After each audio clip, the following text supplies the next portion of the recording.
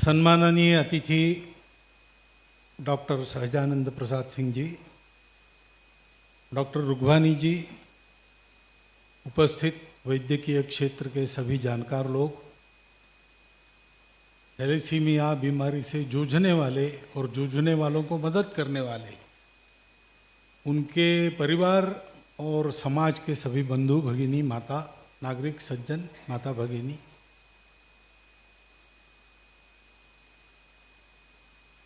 ये विषय यानी ये बीमारी, उसकी चिकित्सा वगैरह सारा विषय तांत्रिक विषय है।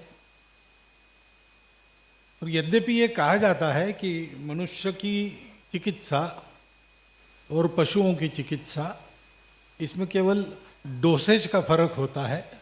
मनुष्यों को कपों से दिया जाता है, वहाँ बकेट से दिया जाता है, लेकिन ऐसा नहीं है, अंतर बहुत रहता है। और अंतर कम ज़्यादा हो तो भी जिसका विषय है वही उस विषय का तज्ञ है। इसलिए उसके बारे में यद्यपि परिचय में मुझे भी डॉक्टर तो हूँ, पशुओं का डॉक्टर, ये मैं जानता हूँ और मैं भूलता नहीं हूँ, इसलिए उस बारे में मुझे बहुत कुछ कहना नहीं है।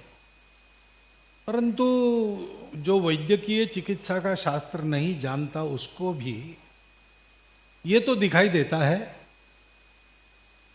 कि बीमारियां अनेक प्रकार की होती है, लेकिन कुछ बीमारियां होती है जो केवल मनुष्य को नहीं तोड़ती, उसके परिवारजनों को भी तोड़ सकती और तोड़ती भी है। ऐसी बीमारियों में ये एक थैलेसीमिया है। बीमारी है, लक्षण दिखाती है, प्रकट होती है तो उसकी ट्रीटमेंट होती है, लेकिन जो अनेक वर्ष छुपी रहती है और अचानक प्रकट होती है और जिसके लिए कोई दवाई नहीं, ऐसी ये बीमारी है। वो तन को भी और मन को भी ढीला कर देती है, आर्थिक रूप से परिवार को भी ढीला कर देती है, और ये सब करने के बाद भी इसका कोई इलाज नहीं। ये सत्य रात दिन उनकी आंखों के सामने एक प्रकार की दहशत पैदा करता है, एक निराशा भी पैदा करता है। Prevention is better than queer ऐसा कहते हैं, लेकिन यहां प्रिवेंशन ही ओनली क्यूअर है। और इसलिए ये ऐप जो पहले बता सकता है कि आप में उसका जीन है कि नहीं है, और आप जिनसे विवाह करने वाले हो उनमें उसका जीन है कि नहीं, ये इस बीमारी के लड़ाई में एक बहुत प्रभावी हथियार जरूर सिद्ध होगा। ये बताने के लिए वैद्यकीय शास्त्र का ज्ञान आवश्यक नहीं है, और ये अपने यहां पर पैदा किया गया। तो एक बहुत ही बड़ी, अच्छी, दिखती छोटी है लेकिन बहुत परिणामकारक और हमारे लिए बहुत आशादायक उपलब्धि जिन जिन लोगों के प्रयत्नों से पाई गई, उन सबका पहले मैं हार्दिक अभिनंदन करता हूं, और आप भी कीजिए जोरदार ताली बजाकर।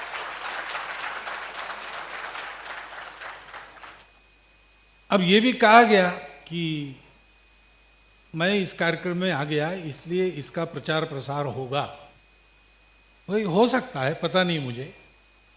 हम अपने संघ का प्रचार प्रसार करने में जो हमको पसीना बहाना पड़ता है, उसको देख के ऐसा आप क्यों कहते, ये मुझे प्रश्न पैदा होता है मेरे मन में। परंतु ठीक है, बाकी उपयोग नहीं, चलते चलते इतना ही उपयोग आपको अगर हमारा होता है तो आनंद की बात है, और हम उसके लिए बिल्कुल तैयार है। ये तो हमको तो कुछ बहुत करना नहीं पड़ेगा, आना पड़ेगा, थोड़ा देर बैठना पड़ेगा, कुछ बोलना पड़ेगा, जाएंगे, ऐसा ही है। परंतु इसका प्रचार प्रसार होगा, इसकी आवश्यकता है, तो जानकारी जिनको जरूरत है वो इसकी जानकारी लेकर इसका उपयोग करेंगे। लेकिन मात्र प्रचार प्रसार या जानकारी से काम नहीं होता। अब ये बीमारी इस प्रकार की है, और ये बीमारी व्यक्तियों को नहीं होती है। जैसा कहा गया कि हमारे समाज के, अपने समाज के एक अपने ही अंग में ये ज़्यादा व्याप्त है। तो ये एक सामूहिक बीमारी है और ये सारे समाज को पंगु बना सकती है, बनाती भी है। तो इसका मुकाबला करने में सारा समाज इकट्ठा होना चाहिए और समाज को मात्र जानकारी मिलने से समाज करता नहीं है। समाज को वो जो दर्द है उस दर्द का अनुभव होना चाहिए, यानी वो बीमारी होनी चाहिए ऐसा नहीं है, लेकिन दूसरों में उस बीमारी के कारण जो दर्द पैदा हुआ है उसकी संवेदना चाहिए। वो संवेदना उत्पन्न करने का काम जानकारी या प्रचार प्रसार नहीं करता है। वो भी छूत की बीमारी है, एक की तड़प दूसरे में तड़प पैदा करती। और जैसा डॉक्टर साहब ने आपको बताया, मैं इनके इस कार्य के तीसरे कार्यक्रम में आज उपस्थित हूं। तो मैं ये जानता हूं कि मेरे उपस्थिति से ये जानकारी कितनी बढ़ेगी नहीं बढ़ेगी ये एक विचार करने का विषय हो सकता है, लेकिन जिस प्रकार डॉक्टर साहब उनकी टीम और इस बीमारी के शिकार हुए उनके जो पेशेंट्स और उनके परिवारों का वर्ग है, ये सब मिलकर जिस भावना से इस बीमारी को परास्त करने में लगे हैं, वो भावना, यह संवेदना धीरे धीरे सारे समाज में पैदा करने के लिए सक्षम तीव्र संवेदना है। मेरे यहां आने से भी ज्यादा उनका काम देख के काम जल्दी होगा और पक्का होगा। इसलिए आप में से बहुत लोग उनसे संबंधित है, उनका काम तो देखा ही है, लेकिन जिन्होंने नहीं देखा है वो जरा जाकर देखिए।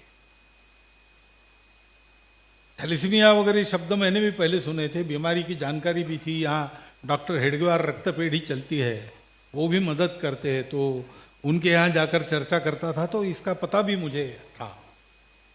लेकिन ये है, इसके लिए कुछ करना पड़ेगा, थोड़ा अधिक इसके लिए सचेत होना पड़ेगा, सारे समाज के लोगों को करना पड़ेगा। इस बात की अनुभूति अंदर कब हुई? जब पहली बार मैं उनके यहाँ गया और उन सारे बच्चों को मिला जो इस बीमारी से पीड़ित थे, उनके परिवारजनों को देखा। ये देखना आवश्यक है, हम सब ने देखना चाहिए। देखेंगे तो इस दर्द का हमको उसकी एक जलन हमारे हृदय में पैदा होगी और फिर हमको इसमें सक्रिय होकर अपने अपने शक्ति के अनुसार इसमें ठीक से योगदान करने से कोई भी परिस्थिति नहीं रोकी। आज इस बीमारी के बारे में ऐसे प्रयास होने की आवश्यकता है और बहुत आनंद की बात है कि शासन का भी इधर ध्यान गया है और इसको एक वॉर फुटिंग पर हाथ में लेकर इसको परास्त करने का मंसूबा जगह जगह चल रहा है। समाज में संवेदना के चलते जो प्रयास होते हैं, डॉक्टरों को तो पेशेंट्स आते हैं, उनका इलाज करना ही है, सेवा के नाते वो भी करते हैं।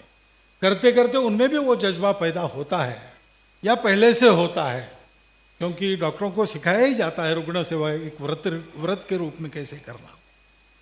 और शासन के भी प्रयास, इन तीनों को समाहित करके अगर प्रयास चलता है तो मुझे नहीं लगता कि ये बीमारी कोई हमारे लिए बड़ा अनुल्लंघनीय ऐसा संकट है।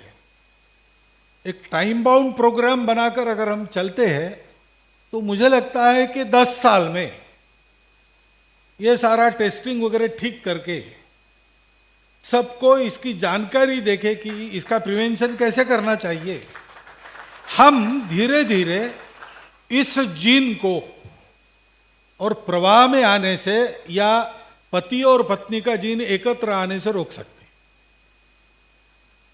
ये अगर हो जाए तो कौन बताए विज्ञान कब कैसी पलटी लेगा। आज तक इसका क्योर नहीं मिला है, लेकिन अब कई प्रकार की टेक्नोलॉजीज ऐसी विकसित हो रही है कि अगर यानी जेनेटिक मेडिसिन भी आ रहा है, उसके चलते इस बीमारी का कोई क्योर भी निकल जाए। लेकिन ध्यान में रखने की बात यह है कि ऐसे क्योर्स निकलते वो बहुत महंगे होते हैं स्वाभाविक रूप से, करने वाले का दोष नहीं है। ज्ञान नया है, तंत्र नया है और महंगा है। उसमें भी पूरे समाज को मिलकर सहायता करनी पड़ेगी। तो ये सहायता करना अपना समाज है, अपने लोग हैं, वो पंगु रहे, हर हालत में हम नहीं देखेंगे। जो बलवान है वो जीता है ऐसा कहते हैं, लेकिन इतना काफी नहीं है। जो बलवान है वो दुर्बलों को का भी बल बनकर उनको जिलाता है। इस प्रकार का हमारा जीवन होना चाहिए। ये बात जितनी आगे जाएगी उतने जल्दी इस बीमारी पर हम काबू पा सकेंगे।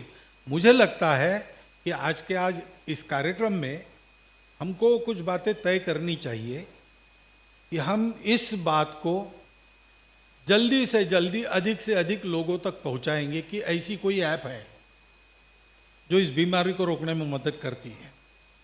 इसका प्रचार प्रसार जानकारी हमको सबको देनी चाहिए और सब प्रकार की सहायता रुग्णों को, उनके परिवारों को आवश्यक रहती है। तो thalassemia and sickle cell society of India जो है वो इसमें काम कर रही है और भी लोग काम करने वाले होंगे। अपना अपना काम अपने अपने अलग झंडे लेकर करते भी होंगे, वैसा करने में कोई दिक्कत नहीं है, लेकिन परस्पर पूरक बनकर करना और सारे समाज ने अपनी सहायता को उनके पीछे खड़ा करना, ये काम हमको करना पड़ेगा। ये मुझे बताने की आवश्यकता नहीं है कि स्थानीय स्तर पर जहाँ जहाँ स्वयंसेवकों से संपर्क होगा वहाँ इसमें जितना कुछ कर सकते हो उतना सब हमारे स्वयंसेवक करेंगे, क्योंकि उनका वे स्वभाव ही है और उनको एक काम ही दिया है। लेकिन केवल संघ भी करेगा तो भी नहीं होगा। ये हमारे समाज के एक अंग पर संकट है, पूरे समाज को उसके लिए खड़ा होना पड़ेगा, प्रयास करने पड़ेंगे। ये बात जितनी जल्दी बनेगी उतना जल्दी इस बीमारी पर हम काबू पा लेंगे। और मुझे विश्वास है कि जिस प्रकार से हम देख रहे हैं, विशेषकर कोरोना काल के पश्चात समाज का करना सोचना, उसमें ये बात भी अपने समाज में अब खड़ी होगी और अन्य बीमारियों के साथ इस बीमारी पर भी हम काबू पा लेंगे। हमको जीतना है, ये संकल्प हम ले, उसके लिए जो करना है वो करें तो ये हो जाएगा। ऐसी शुभकामना आप सबको, और ये केवल आप सबके लिए शुभकामना नहीं, मेरे लिए भी शुभकामना है।